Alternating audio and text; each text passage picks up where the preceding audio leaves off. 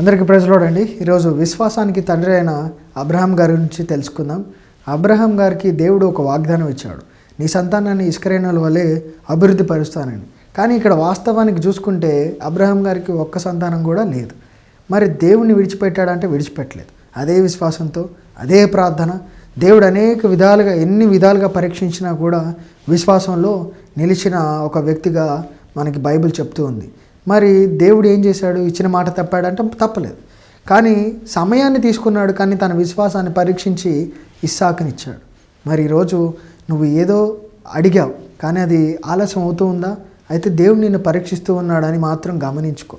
ఈరోజు ఆలస్యమయ్యే దాన్ని బట్టి దేవుడిని విడిచిపెట్టకు అని చెప్పేసి అబ్రహాం గారి దగ్గర నుంచి మనం నేర్చుకోవాల్సిన ఒక మంచి విషయం.